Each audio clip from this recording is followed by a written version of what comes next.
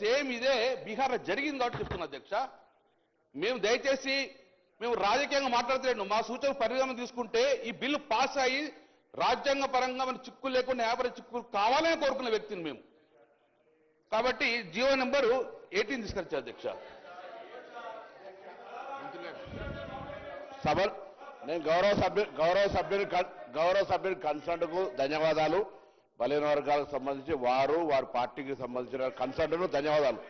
కానీ BC commission వేసినటువంటి ఆ బీసీ కమిషన్ మాయమైందనో లేదా జీవో నెంబర్ 18 అనే ఒక్క నిమిషం ఆగండి సార్, ఒక్క నిమిషం చెప్ప అది కోర్టులో గౌరవ సభ్యులు వేసిన కేసు ప్రకారంగా ప్రభుత్వం డెడికేషన్ కమిషన్ మేము బీసీ కమిషన్ వేస్తూ వారికి డెడికేషన్ అథారిటీ ఇచ్చినప్పటికీ స్పెసిఫిక్గా కొంత వ్యక్తులు కొంతమంది వాళ్ళ ప్రేరేపితం ఉందా లేదా నేను ఇప్పుడు అవన్నీ మాట్లాడదలుచుకోలేదు. కానీ వారి సహకారం అడుగుతా ఉన్నాం. ఇప్పుడు ఇలా ఇంత పెద్ద కార్యక్రమం జరుగుతున్నప్పుడు అపశకునంగా మాట్లాడకుండా సహకరించేటువంటి ప్రయత్నం జరగాలి అధ్యక్ష. ఇంత పెద్ద కార్యక్రమం మొత్తం యావత్ తెలంగాణ ప్రజలు చూస్తా ఉన్నారు అధ్యక్ష.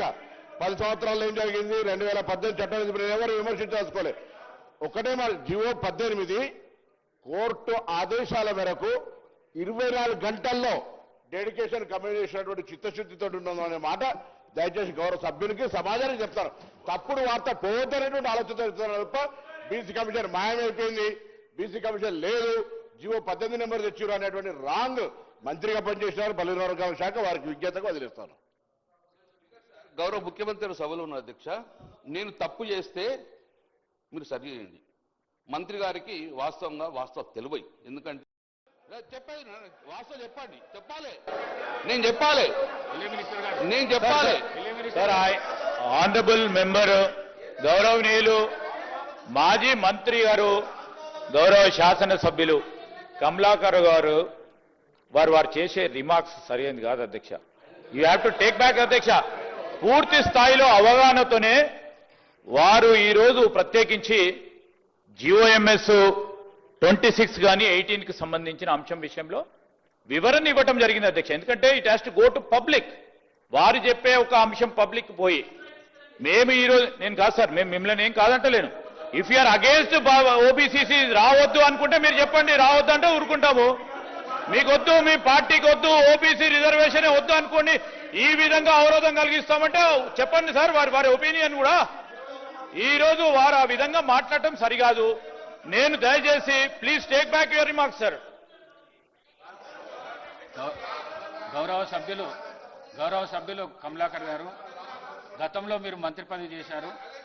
ఒక మంత్రికి తెలియదనడము సమంజసం కాదు. ఆ మాటను మీరు వాపసు తీసుకోండి. సార్ అధ్యక్ష, ఆకారంలో పెద్ద ఉంటే అవగాహన ఎక్కువ ఉంటుంది అనుకుంటే నాకు తెలియదు అధ్యక్ష. అవగాహన లేదు అంటే ఆయన కంటే ఎక్కువ చదువుకున్నా, రాజకీయాల విద్యార్థి దశ నుంచి ఉన్నా, నాకు ఎక్కువ తెలియదు అని అంటే వాళ్ళ పార్టీ వాళ్ళ నాయకులు మాట్లాడతారు. కానీ నేనేమంటున్నా, ఆకారంలో పెద్ద ఉంటే అవగాహన ఎక్కువ ఉంటుంది అనుకుంటే దయచేసి అర్థం చేసుకొని ఆ మాటలు వాపసు తీసుకోవాలి. ఇది పొరపాటు. దయచేసి ఈ విధంగా మాట్లాడితే పొరపాటు మాట మాట్లాడుతా ఉన్నా సార్. ఒకటి స్పీకర్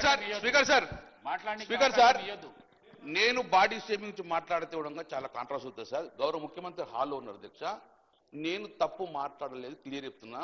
అతనికి అవగాహన ఎందుకు లేని మళ్ళీ చెప్తున్నా అధ్యక్ష. నేను మళ్ళీ చెప్తున్నా సార్ దిస్ ఈజ్ అబ్సల్యూట్లీ